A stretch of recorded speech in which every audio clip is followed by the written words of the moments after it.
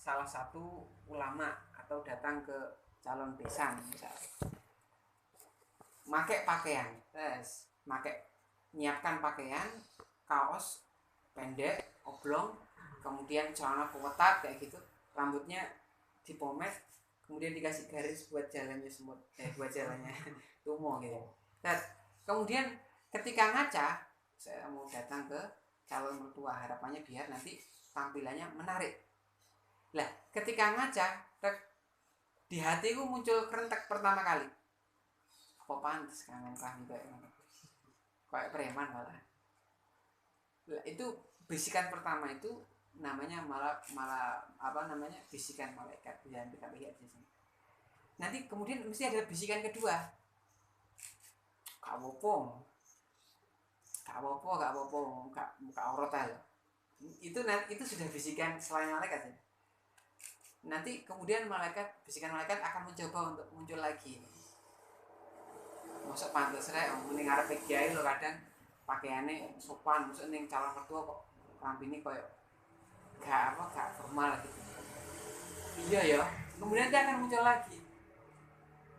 Lah gak apa-apa, ben menampilkan apa adanya. Biasanya orang tuh suka dengan apa adanya.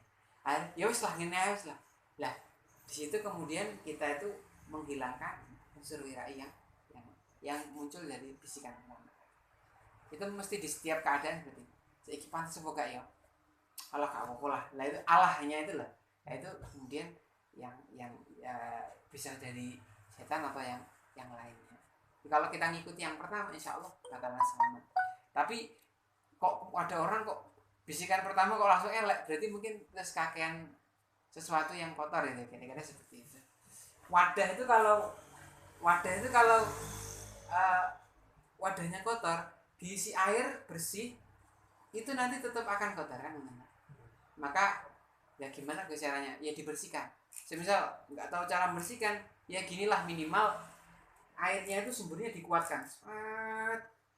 Nanti kan akhirnya kotoran-kotoran yang nempel di pinggir-pinggir itu kan ikut terbawa arus karena derasnya air yang mengalir. Jadi deras air itu ibaratnya ilmu. Semakin banyak ilmunya, entah kapan diamalkannya, siapa tahu dengan banyaknya belajar nanti kemudian bisa semakin jadi baiknya kan seperti itu. Saya nggak pakai hijab, kenapa? Karena saya masih ngerasa belum siap untuk pakai hijab. Pakai hijab daripada yang mbak itu pakai hijab tapi dia apa jenenge ciuman sama pegangan. Loh, itu perintah hijab itu sendiri, memperbaiki diri itu sendiri. Nanti yang penting kita pakai hijab dulu, nanti insya Allah pelan-pelan akan baik kan seperti itu. Kemudian di sini juga ada bahasan tentang perkara yang bisa menarik rezeki. Kalau orang belajar itu nanti bagaimana dia itu biar nanti kedepannya lebih bagus di dalam mengabdikan kepada masyarakat, yaitu caranya adalah dia itu mempersiapkan sebelum ketika tidak masa dia mencari ilmu.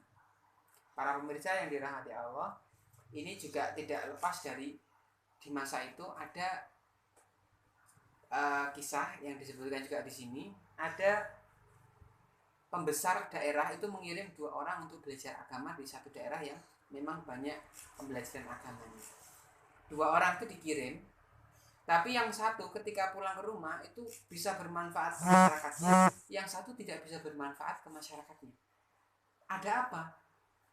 Setelah diselidiki, padahal 2 orang ini sama-sama pateng, sama-sama istiqomahnya. Ternyata yang satu itu kalau belajar gak pernah menghadap kiblat, tidak pernah menjaga sucinya. Yang satu belajarnya menghadap kiblat dan menjaga sucinya. Ternyata keberkahannya ketika di rumah itu berbeda. Yang satu manfaat dan lebih manfaat karena dia menjaga dirinya, termasuk menjaga menghadap kiblat di dalam belajarnya. Yang satu biasa saja, bahkan tidak begitu bermanfaat. Ternyata karena sembrono belajar di mana aja, gak ada wudhu ya panggah tetap belajar, yaitu ternyata kemanfaatannya. Maka kita bisa ambil pelajaran lagi bahwa berkah itu sesuatu yang dirasakannya nanti gitu. Belum tentu sekarang itu bisa dirasakan. Berkah itu nggak kelihatan tapi dampaknya bisa dirasakan. Berkah itu tidak kelihatan tapi bisa dirasakan. Contohnya begini, kalau kiai saya menyampaikan seperti protein itu nggak kelihatan tapi dampaknya ke badan bisa benar-benar maksimalkan seperti itu. Seperti itu. Ada satu kisah nih sebelum kita nanti mungkin kalau ada sesi tanya jawab dari para netizen atau para rekan dan rekan kita. Ini netizennya insya Allah nggak ada yang lambe turah ya. Jadi bisa diceritakan ada satu pondok pesantren. Pondoknya kecil. Ketika acara imtihan itu buat acara yang kadang membuat bingung pondok-pondok di sekitarnya. Undang jaranan, orkesan gitu kan. Bahkan hal-hal yang kadang kayaknya berbau maksiat. Kemudian setelah pondok itu besar, tidak ada lagi seperti itu. Ada yang menanyakan, Pak Yai, kenapa dulu ketika awal-awal pondok dulu kok sering undang janger, jaranan, orkesan, sekarang kok nggak pernah, Pak Yai? Kenapa seperti itu? Kan juga nggak boleh sebenarnya undang-undang kayak gitu, apalagi campur cowok cewek, biduannya kadang pakai kerudung tapi rok pendek gitu kan, dan yang lainnya. Jawabannya Pak Yai seperti ini. Begini loh nak, orang yang mau menanam jagung, kalau jagungnya masih kecil, itu biasanya kan juga dicampur sama pupuk-pupuk kandang yang najis-najis itu. Tapi nanti ketika jagungnya sudah besar, kan nggak perlu dikasih kayak gitu, langsung dikasih pupuk yang aslinya. Jadi ngasihnya cuma ketika awal saja. Nanti harus mulai masuk, ibaratnya kayak orang itu yang penting nyiapnya kepes, bukan iwak wes masuk, bukan tinggal dipilih bagaimana. Yang penting disiapin dulu, dikasih fasilitas dulu seperti itu. Nah, ngomong masalah berkah itu sekali lagi bagaimana kemudian seseorang itu bisa dengan ilmunya bermanfaat, dia mengamalkan juga bisa mendapatkan manfaat dari itu, dan orang lain juga bisa merasakan manfaat dari ilmu tersebut. Semoga dengan sedikit ilmu yang kita pelajari tadi bisa bermanfaat untuk kita semuanya. Untuk rekan dan rekan kita semuanya, kita harus tetap belajar karena juga dijelaskan di sini, ta'allam fa innal ilma zainun li ahlihi wa fadlun wa unwanun li kullil mahamidi. Belajarlah karena ilmu itu menjadi ta'allam fa innal ilma zainun li ahlihi. Ilmu itu akan menjadi perhiasan bagi orang yang memilikinya. Meskipun orangnya welek, ireng, tapi pintar ku akhirnya wong wedok ayu bisa kelopak-kelopak ya. Dan sebaliknya, wong wedok yang biasa gitu kan, tapi dia solihah, kemudian dia pintar, itu cowok yang ganteng pun bukan melihat casingnya, tapi melihat, wah ini orang-orang ini bisa membuat saya semakin pintar dan semakin baik. Kira-kira seperti itu. Ta'allam fa innal ilma zainun li ahlihi wa fadlun. Ilmu itu bisa menjadi keutamaan bagi orang tersebut, wa unwanun, bisa menjadi penolong likul lil mahamidi, setiap menuju tempat-tempat yang terpuji. Maka ilmu itu penting, perlu dimaksimalkan. Susah kalau orang nggak punya ilmu ya. Misal ada sholat 4 orang, yang satu ayo imami sama dia, wes aku imami, satu maju ke depan, Allahu Akbar. Ketika di tengah-tengah sholat ada sing untuk berut dan tuh jadi sing itu si sebelah yang ngomong batal sholatmu, udah ngaliyo no. Si saya ngomong, loh awakmu lo yang ngomong batal, lah bareng yang ngomong, oh berarti batal ya. Sing imame terpancing, iki makmu gembrah dhewe. Ini akhirnya karena tidak memiliki ilmu, akhirnya rusak semua tatanannya. Atau contoh lagi, ada imam yang seharusnya wayai tahiyat akhir, dia harus tahiyat akhir, kemudian makmumnya gak ngerti cara mengingatkannya. Akhirnya ketika imamnya pengadek, buat sarungnya seriat gitu. Dulu sarungnya gak pati kuat nih, rotok kendo. Kuat kok seriat nih, langsung sing nguri wow gitu kan. Akhirnya rusak tatanannya. Ini mau bagaimana lagi karena nggak tahu ilmunya. Seandainya tahu ilmunya, selesai. Ketika imamnya mau berdiri, subhanallah, langsung imamnya duduk. Nah, kalau perempuan bagaimana? Ditepuk tangannya ya. Nah, seperti itu. Nah, seperti ini kan ya. Nah, itu kemudian oh berarti ada yang kurang, nanti imamnya sudah paham. Nah, seperti itu. Ini bedanya orang yang berilmu dan tidak. Sekali lagi, masa-masa akhir ini biasanya banyak netizen ya. Teman-teman kan dituntut untuk aktif, dan netizen itu ada yang bagus, ada yang tidak bagus. Maka teman-teman juga harus bisa punya prinsip. Ini saya sampaikan ke teman-teman rekan dan rekan kita, harus punya prinsip. Jangan sampai kayak ada satu kisah cerita itu, ada bapak anak itu naik, bapak anak mau ke pasar. Yang bapaknya di atas, yang anaknya di bawah, sama nuntun bigol atau keledai. Ada orang bilang, piye lagi bapak agak beneh men, anak ini ngisor, bapak ini ngukur, bapak capopo. Akhirnya bapaknya turun, podo-podo. Akhirnya bapaknya bilang, ya nak awakmu nih ngukur dan aku sini ngisor. Anaknya di atas, bapaknya di bawah. Ada yang bilang lagi, piye tuh anaknya gak beneh yo, wong tuh ini ngisor, anaknya ngukur. Akhirnya sama-sama turun di bawah.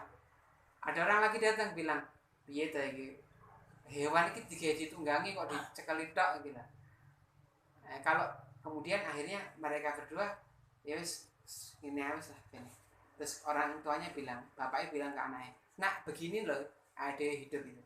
Kita kalau nuruti netizen, nuruti komen orang yang komen itu mesti nggak akan ada benernya. Ya. Jadi ya kalau kita mau berkarya, monggo yang baik, insya Allah kalau karya kita baik itu tidak akan banyak komentar-komentar yang buruk ya. Jadi seperti itulah generasi milenial harus banyak berekspresi dengan fasilitas media sosial, agar kita itu nggak cuma hanya bisa ngupload TikTok yang buka-bukaan atau yang lain, tapi kita bisa lebih manfaat lagi. Punya TikTok tapi diisi dengan misal hadis, dibuat menarik itu, serat dikasih slow-mo atau gimana, akhirnya jadi menarik. Jadi akhirnya fasilitas dunia itu bisa menjadi fasilitas akhirat ya. Mungkin saya kira itu saja pada sore hari ini. Mungkin ada pertanyaan ya. Ini ada beberapa pertanyaan. Ada yang pertama, ini tidak ketahuan ya, ini ada rekan atau rekanita. Ilmu di atas adab, adab di atas ilmu. Maksudnya bagaimana? Ilmu di atas adab, al ilmu fawqal adab, al adabu fawqal ilmi. Itu kan ada sering kita dengar di pesantren. Akhlak atau tata krama itu di atasnya ilmu. Ya.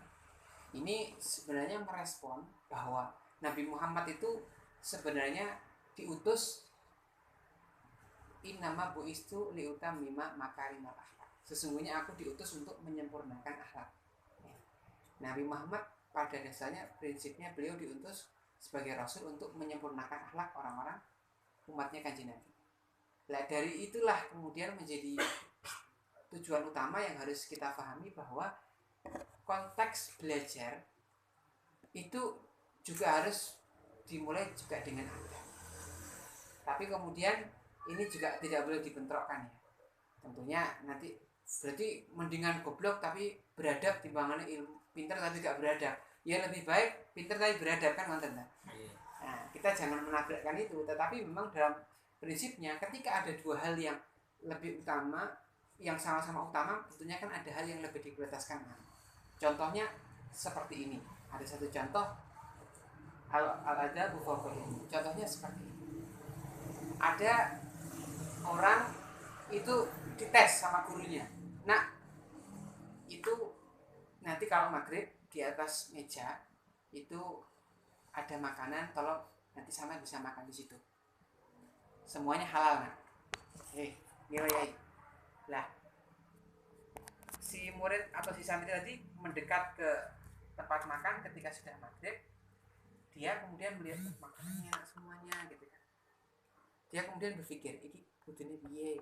Akhirnya dia kemudian mengambil yang paling dekat dengan dia dan yang paling enak dan paling baik untuk dia makan. Dia makan, dia dibarengi kiainya, ambil nasinya, kemudian ikannya, lauk pauknya dimakan. Setelah makan, kemudian ditaruh di tempat kotor, dicuci, ditaruh di tempat piring. Padahal kiai juga nggak nyuruh nanti setelah makan dicuci ya, enggak. Tapi itu muncul dari akhlak yang terdapat di dalam hati seperti itu. Yang tidak kemudian dirasa bahwa itu menjadi akhlak yang sudah menetap di dalam hati. Jadi di situ. Jadi jangan ditabrakkan antara ilmu dan adab bagaimana, tapi ini memang kalau ketika disuruh ngambil, suruh milih lah kira-kira mana, ya dipilih yang adab. Gitu. Tapi kalau boleh dua-duanya ya. Karena kita sebenarnya tanya ini, sama milih di calon pendamping, misalnya sing ditanya laki-laki, sama mau milih yang ayu tapi goblok apa sing elek tapi pinter. Ini kan sulit memilih jawaban seperti ini. Ya kalau saya mendingan cantik tapi pinter kan kayak gitu. Tapi stoknya nggak ada kan gitu. Ya, tapi jangan ditabrakkan, tapi kita harus punya skala prioritas. Ya mending manulah, mending biasa tapi pintar gitu aja. Nah, kayak gitu. Gak milih sing elek. Iya, elek itu kan pandangan saja. Ya, dipoles di insya Allah jadi hati. Terus yang kedua, pertanyaan yang kedua, barokah apa tidak pembelajaran dengan online? Ya, barokah atau tidak? Yang pertama kita juga perlu melihat kira-kira bagaimana proses kita mencari ilmu tersebut. Ada niatnya ketika online kemudian ganti pamernya koncone, akhirnya mari di screenshot aku online, kemudian dikirim mari ono gak ndelok maneh. Itu kan berarti niatnya bukan benar-benar belajar, tapi eksis saja kan seperti itu. Nah, ini berimplikasi beda lagi itu nanti. Kok paham, Pak? Ya kadang kayak ngono barang ya. Lah nanti tentang ilmunya, niatnya bagaimana. Kemudian nanti sebenarnya belajar dengan media-media sosial itu pun juga bisa bermanfaat. Ketika kita bisa menata bahwa niat ini kita niatkan untuk Allah, agar kita lebih baik kepada Allah. Ketika kita belajar dengan ilmu tersebut dan ilmu itu bisa kita amalkan dan menjadi kebiasaan kita, itu insya Allah tanda ilmu itu berkah. Tanda ilmu dari ilmu itu berkah. Kira-kira seperti itu. Jadi berkah itu tergantung bagaimana kita di dalam prosesnya. Kemudian yang selanjutnya, bentuk penghormatan guru yang telah memberi ilmu, apa cukup dengan mendoakan? Kalau gurunya sudah meninggal, mungkin bisa dengan mendoakan guru. Tetapi sekali lagi, menghormati guru itu juga kalau bisa tidak hanya kepada guru itu saja, tetapi kepada orang-orang yang dicintai oleh guru tersebut. Kalau gurunya itu senang ketika orang yang dia cintai itu dihormati, insya Allah kita juga akan mendapatkan ridho atau kunci cinta dari guru kita, kan seperti itu. Sama seperti tadi ada syekh yang bahkan dia sudah jadi syekh karena dia memiliki akhlak yang baik dengan gurunya, maka ketika anaknya yang masih kecil lewat, dia berdiri menghormati anaknya, bukan lihat itu anak kecilnya, tetapi itu loh anaknya guru saya. Ya selain doa yang macam-macam, kita taat kepada guru, kita tidak merusui gurunya dengan hal-hal yang buruk, itu insya Allah sebagai bentuk akhlak kita kepada guru. Jadi masih ini sudah jam 5. Oke, ada lagi pertanyaan?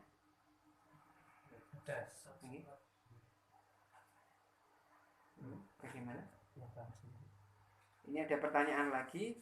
Ketika mencari ilmu, hendaknya berpikir setidaknya 2 bulan dalam memilih di mana dia akan belajar dan siapa yang akan menjadi gurunya. Nah, kira-kira haruskah kita atau orang tua yang berpikir demikian? Kalau konteksnya kita tidak punya orang tua, terus bagaimana? Berarti kan otomatis kita kan seperti itu. Kalau kita masih punya orang tua, maka orang tua juga bisa membantu kita untuk mempermudah kita dalam memilih. Kita juga bisa berpikir dan melakukan istikharah. Nah, ini kita jangan salah paham ya. Dikira istikharah ini ketika sudah mendekati calon. Nah, bukan seperti itu aja. Istikharah itu ketika kita memilih di antara 2 hal yang berat. yang mana pilihan itu perlu melibatkan Allah dan sangat perlu melibatkan Allah biar tidak muncul dari syahwat kita. Misalnya kita memilih sekolah di sekolah yang unggulan, tapi kita milih istiqoroh dulu. Ya Allah, saya milih istiqoroh, setiap hari mintanya biar nanti mendapat yang terbaik. Ternyata kok dia nggak lulus, padahal nilainya seharusnya dia diterima. Berarti menurut Allah kuliah di sana nggak bagus. Kayak gitu kan? Ada orang sudah minta tolong ke orang tuanya, Bu, tolong didoakan saya biar lancar urusannya. Makanya kalau juga berusaha istiqoroh. Ketika sudah berusaha istiqoroh, sudah berusaha minta doa orang tua, kemudian dia itu hampir sudah lamaran, sudah mau menikah, ditentukan tanggalnya, adalah yang pasangannya itu kecelakaan terus meninggal. Berarti memang yang terbaik bukan itu. Ternyata di balik itu ada orang yang bahagia dengan adanya musibah tersebut. Ternyata ada orang yang cinta kepada kita, tapi selalu berdoa, ya Allah, meskipun saya nggak dapat dia, semoga dia selalu bahagia dengan takdir yang Kau berikan. Ternyata bahagianya ya ketika kembali lagi kepada si Yunah Yuton tadi yang mendoakan tadi, yang di belakang layar tadi. Nah disitulah dibalik memilih dan memilah itu juga kalau kita bisa melibatkan antara kita juga kepada orang lain atau orang tua kita, itu insya Allah lebih kuat. Sekali lagi, istikharah itu tidak, bentuknya itu ada 3 macam. Yang pertama, istikharah itu bisa dilihat dengan kemantapan hati.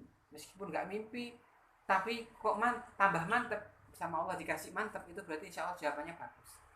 Yang kedua, mudahnya suhulatul amri, mudahnya perkara tersebut terjadi. Jadi kita itu ketika proses itu kok jalannya mudah terus, itu kira-kira berarti jawaban dari istikharah, kira-kira kita itu memang bagus di situ. Yang ketiga, itu biasanya mimpi. Mimpi. Alhamdulillah saya dulu ketika memilih pasangan saya, 3-3-nya terjadi. Karena saya istikharahnya hampir sekitar 2,5 tahun. Saya minta pokoknya nggak usah cantik, tapi yang enak dilihat, yang bisa membimbing, yang bagus ya. Ternyata jawabannya ketika belum mantep, ada sampai terakhir ada mimpi itu.